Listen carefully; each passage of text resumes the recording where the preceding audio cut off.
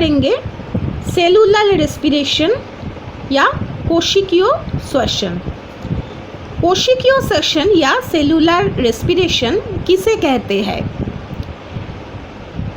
स्वजीवों की कोशिका में जो ग्लूकोज संचित रहता है वो ग्लूकोज व कार्बोहाइड्रेट विभिन्न प्रकार के बीकर या एंजाइम के सहायता से पूर्ण ऑक्सीकृत होकर, ऑक्सीजन की उपस्थितियों में ऑक्सीकृत होकर जल, कार्बन डाइऑक्साइड एवं बहुत परिमाण ऊर्जा उत्पन्न करते हैं।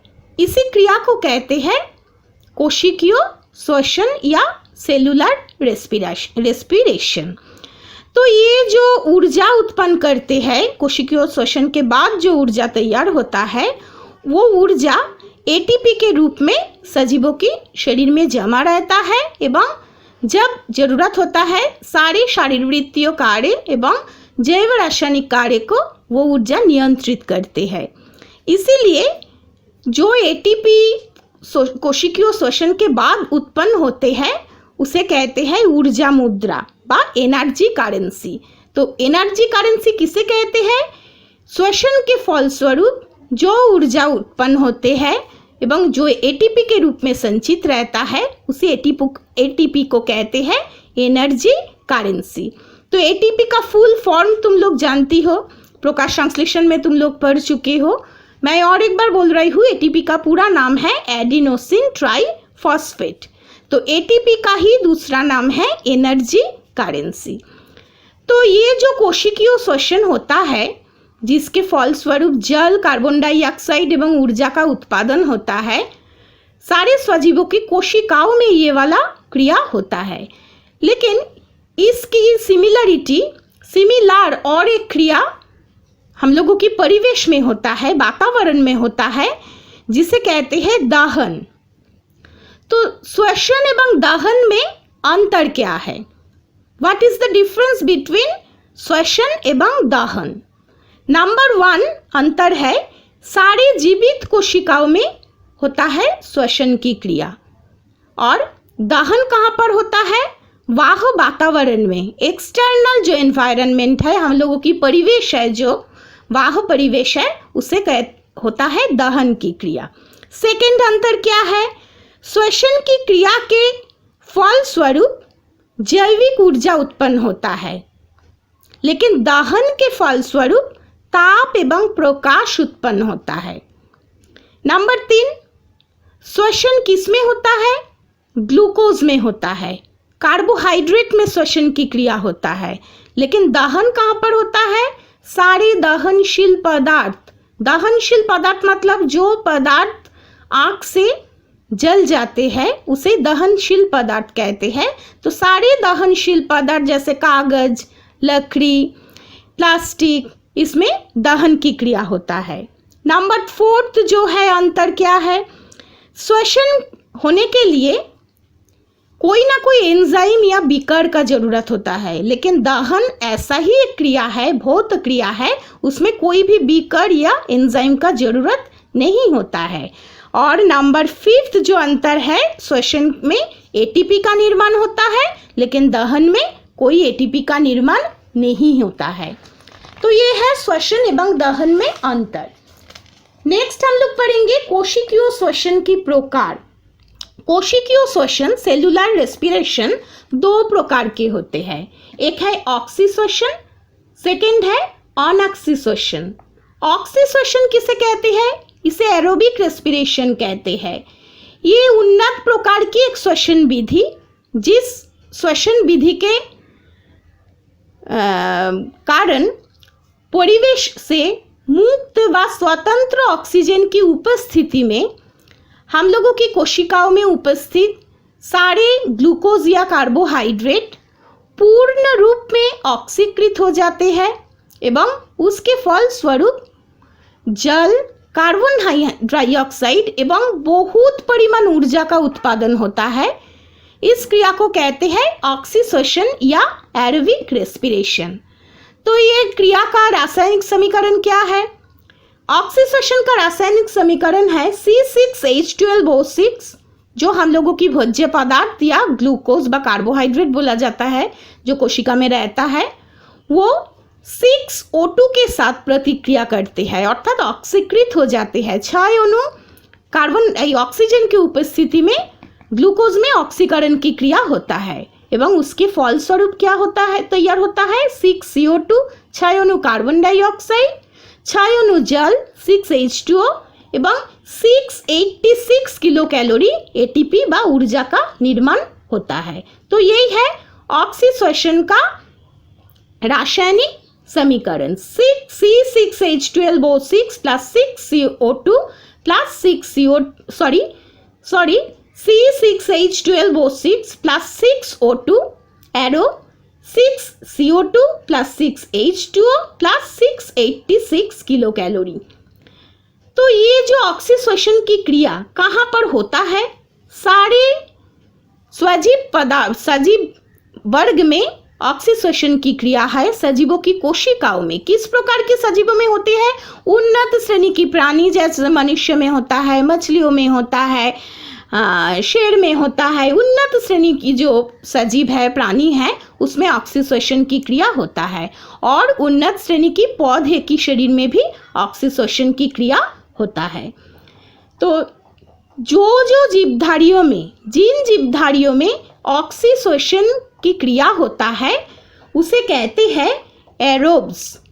जिसकी कोशिकाओं में ऑक्सीश्वसन की क्रिया होते हैं उसे कहते हैं एरोब्स। तो ऑक्सीश्वसन के बाद 1 ग्राम मोल अर्थात 180 ग्राम ग्लूकोज के ऑक्सीकरण के फलस्वरूप 686 किलो कैलोरी ऊर्जा का मुक्ति होता है। सेकेंड जो है श्वसन की और एक प्रकार है, वो उसे कहते हैं अनऑक्सीश्वसन या एनारोबिक रेस्पिरेशन। किसे कहते हैं अनऑक्सीश्वसन की क्रिया? श्वसन की वो विधि जिसमें श्वसन पदार्थ अर्थात ग्लूकोज वायुमंडलीय ऑक्सीजन की अनुपस्थिति में आंशिक रूप से ऑक्सीकृत होकर पौधे में इथाइल अल्कोहल एवं जंतु में लैक्टिक एसिड का निर्माण करता है एवं बहुत कम परिमाण ऊर्जा उसके साथ साथ उत्पन्न होते हैं, उसे कहते हैं अनऑक्सीश्वसन। तो ऑक्सीश्वसन एवं अनऑक्सीश्वसन में अंतर क्या है? ऑक्सीश्वसन होने के लिए मुक्त स्वतंत्र ऑक्सीजन का उपस्थिति जरूरत होता है, जो वायुमंडल में जो ऑक्सीजन रहता है उसकी जरूरत होता है। लेकिन अनऑक्सीश्वसन में स्वतंत्र ऑक्सीजन का उपस्थिति का जरूरत नहीं होता है। सेकेंड अंतर, ऑक्सीश्वसन के बाद ग्लूकोज का पूर्ण ऑक्सीकरण होता है, लेकिन अनऑक्सीश्वसन में ग्लूकोज का आंशिक रूप में ऑक्सीकरण होता है। नंबर 3 अंतर में हम लोग बोल सकते हैं ऑक्सीश्वसन के फल स्वरूप बहुत परिमाण ऊर्जा अर्थात 686 किलो कैलोरी ऊर्जा उत्पादन होता है। अनऑक्सीश्वसन में उसकी फल स्वरूप बहुत कम परिमाण ऊर्जा अर्थात 25 से 28 किलो कैलोरी ऊर्जा का निर्माण होता है। नंबर 4 अंतर में हम लोग क्या बोल सकते हैं? ऑक्सीश्वसन के फलस्वरूप कार्बन डाइऑक्साइड जल का निर्माण होता है, लेकिन अनऑक्सीश्वसन के फलस्वरूप पौधे में इथाइल अल्कोहल एवं जंतुओं में लैक्टिक एसिड का निर्माण होता है। तो कहाँ पर अनऑक्सीश्वसन होता है? निम्न श्रेणी की पौधे में अनऑक्सीश्वसन की क्रिया होता है एवं निम्न श्रेणी की जंतुओं में जैसे विभिन्न प्रकार की परजीवी जैसे फीताकृमि, टेपवर्म, एस्केरिस, ये भी एक प्रकार की कृमि है, मोनोसिस्टिस, ये सभी निम्न प्रकार की परजीवी प्राणियों में अनऑक्सीश्वसन की क्रिया होता है। नेक्स्ट हम लोग पढ़ेंगे किण्वन। किण्वन किसे कहते हैं? ये एक प्रकार की अनऑक्सीश्वसन है एवं ये क्रिया हम लोगों की कोशिका की बाहर में होता है।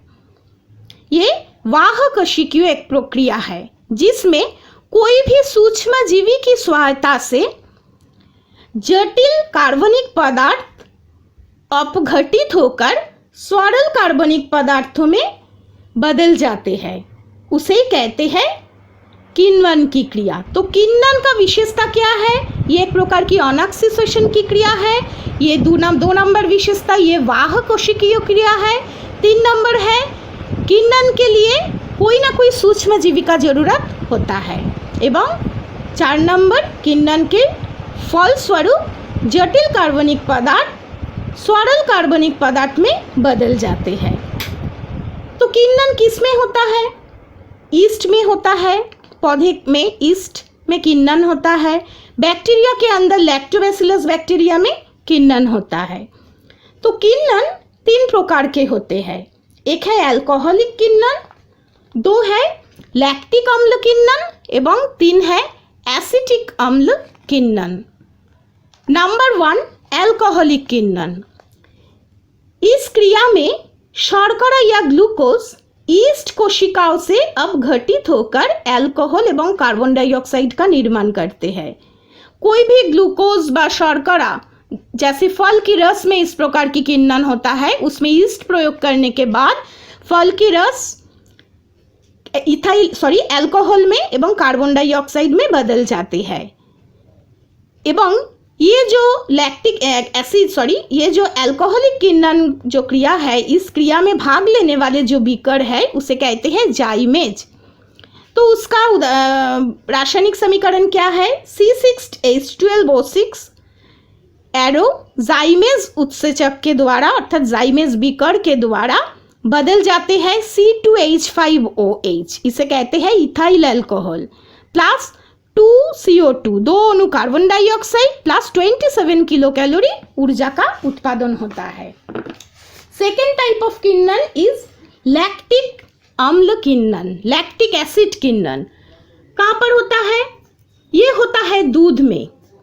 दूध से दही निर्माण करने के लिए दूध में जो लैक्टोबैसिलस व लैक्टिक एसिड बैक्टीरिया मिलाया जाता है एवं ये लैक्टिक एसिड बैक्टीरिया के कारण दूध में किण्वन होता है एवं दूध दही में बदल जाते हैं।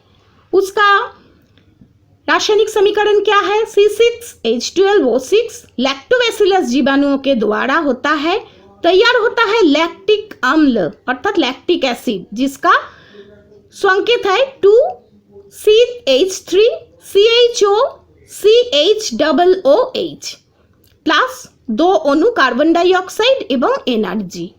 लास्ट जो है किण्वन का प्रकार उसे कहते हैं एसिटिक एसिड अम्ल किण्वन। इस क्रिया में एसिटिक एसिड बैक्टीरिया अल्कोहल को एसिटिक अम्ल में बदल देते हैं, जिसे साधारणतः सिरका कहते हैं। सिरका मतलब विनेगर। तुम लोग जानती हो विनेगर को हम लोग विभिन्न प्रकार की खाना पकाने के लिए विभिन्न प्रकार की चीज़ तैयार करने के लिए हम लोग उसे व्यवहार करते हैं।